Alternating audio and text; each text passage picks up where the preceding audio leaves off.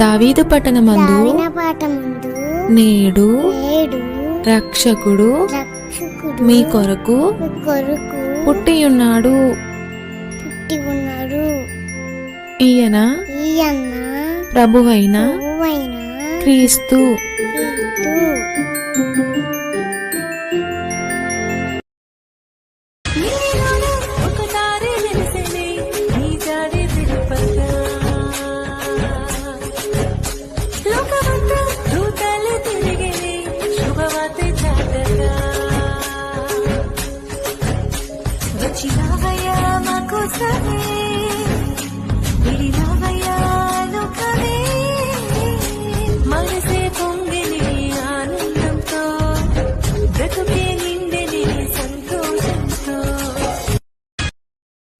రాజులకు రాజంట, ప్రభువులకు ప్రభువంట.